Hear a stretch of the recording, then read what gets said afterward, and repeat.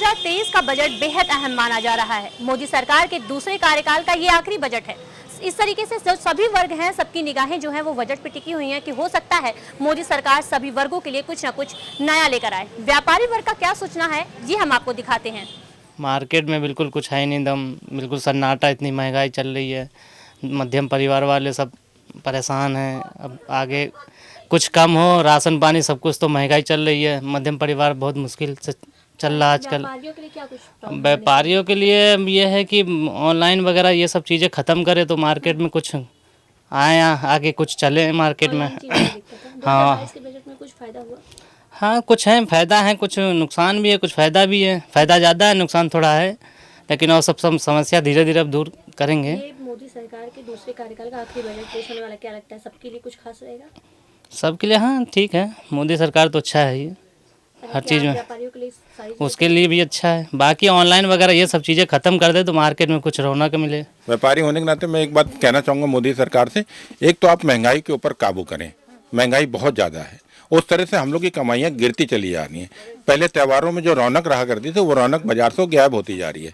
हम चाहते हैं कि महंगाई को कंट्रोल करें ये, और दूसरा ये कि हमारा टैक्स स्लैब जो है उसको बढ़ाएं, जीएसटी के रेट्स को कम करें। 1% जो हम लोग से लेते हैं उसको कम करें, उसको आधे % पे लेके आएं कि हम लोग के कुछ खर्चे बचे हैं उसमें से। ये कि आपको 1% दे दिया तो आपने हम लोग के ऊपर वो बहुत है, लोड बहुत है। पिछले जो बजट थे उससे क्या लगता है, जो गैस सिलेंडर के दाम बढ़ाए गए, क्या बहुत फर्क है, उससे तो बहुत महंगाई होती जा रही है। गैस सिलेंडर का तो कोई कंट्रोल ही नहीं है इनके मोदी सरकार का। अच्छा, आप क्या लगता है इस बार मोदी सरकार का लास्ट है ये जो आखिरी बजट पास जी जी, दूसरे कार्यकाल का, क्या लगता है सबके वर्ग के लिए कुछ न कुछ लाना चाहिए। अगर इनको देखना है तो इस बार कुछ न कुछ देश के लिए भी कुछ न कुछ लाना चाहिए, हर वर्ग के लिए लाना चाहिए। बजट कैसा इस बार का होना चाहिए कि मध्यम वर्गीय परिवार को संतुष्ट? देखिए, एक तो टैक्स स्लैब को कम करें और जीएसटी पे थोड़ा सा उस पर रोक करें कि जीएसटी का स्लैब जो है वो भी कम करें। 1% बहुत ज़्यादा है कि एक लॉबी के लिए नहीं बनाया जा सकता है। हम जिस राष्ट्र में रहते हैं उस राष्ट्र के अंदर बहुत से ऐसे समुदाय हैं जो कि बहुत नीचे भी हैं और बहुत अपर भी हैं और बीच में भी घूम रहे हैं, ठीक है ना। इसलिए बजट सिर्फ छोटों के लिए बना दिया जाए, ये बड़ों के साथ अन्याय है। ये बड़ों के लिए बना दिया जाए तो छोटों के साथ अन्याय है। इसलिए बजट सर्वमान्य होना चाहिए और राष्ट्र के उत्थान को देखते हुए होना चाहिए। पिछले बजट से आपको क्या लगता है, क्या लोगों तक चीजें पहुंची? आप बिल्कुल तक कुछ पहुंचा? बिल्कुल, बहुत कुछ पहुंचा है। छोटे व्यापारियों को अपनी राहतें जो मिली हैं वो शायद हमारे ख्याल पिछली किसी सरकार में नहीं मिली हैं। ठेला दुकानदारों से कोई उससे पूछताछ नहीं है कि आप कितने का बेच रहे हो, कितने का पा रहे हो, क्या जीएसटी दे रहे हो, क्या नहीं दे रहे हो। उनको फ्री कर दिया। हमको जो छूट मिली है उसको भी तो ध्यान में रखना चाहिए कि बजट के ही अंदर आ रहा है, उसका भी प्रेशर बजट के देश के ऊपर ही पड़ रहा है। जो भी चीज़ हमको फ्री सरकार दे रही है उसके अंदर भी राष्ट्र के ऊपर फर्क पड़ रहा है। पहले नंबर 2 से बैकडोर से हम नंबर 2 की आमदनी को कम करके हमको प्रोत्साहन दिया जा रहा है कि आप नंबर 1 की तरफ बढ़िए, आप अपने को शो करिए और आप सुख से करिए रहिए, बिना किसी टेंशन, बिना किसी दुर्भावना के रहिए। अगर हम कमा रहे हैं तो कमाने के साथ में अगर हम गलत तरीके से कमाएंगे तो हमको कल जवाब देना पड़ेगा। आज हम बिंदास यहाँ बैठे हुए छोटे दुकानदार होकर के कि हमें कोई जवाब नहीं देना है। 1.5 करोड़ के अंदर हमको कोई जवाब नहीं देना है, 2 करोड़ के अंदर हमको कोई जवाब नहीं देना है। अगर हम टैक्स नहीं देंगे तो राष्ट्र कैसे चलेगा? इसके लिए भी तो सोचना चाहिए पब्लिक को ही ना, सरकार सिर्फ सोचने के लिए इसके लिए बाध्य नहीं है। ये जो बजट इस बार का है बेहद अहम माना जा रहा है क्योंकि मोदी सरकार के दूसरे कार्यकाल का आखिरी बजट है। तो लोगों की निगाहें टिकी हुई है कि हो सकता है सारे वर्गों के लिए कुछ ना कुछ खास हो। वो सबको दे रहे हैं। खाने वाला खाने के बाद में पचा जाता है, बोलता नहीं है। ये गलती है, ये गलत है।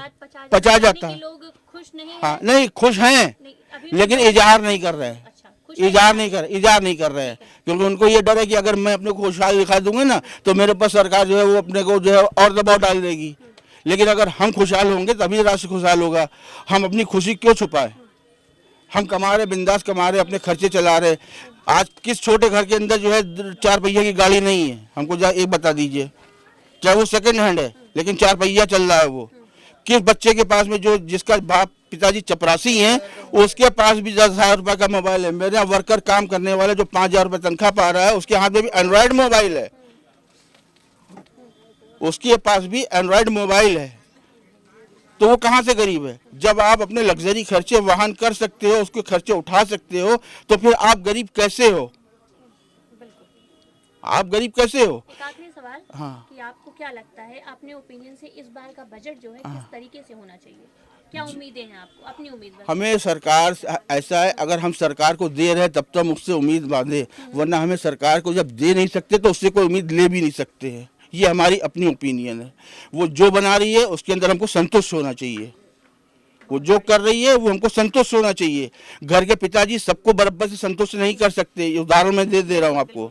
घर के अंदर अगर 5 पुत्र हैं मेरे, तो मैं 5 को संतुष्ट नहीं कर सकता हूँ। कोई एक असंतुष्ट रहेगा जरूर, लेकिन फिर भी वो पिता के पास रहेगा, भागेगा तो नहीं उसको छोड़ के।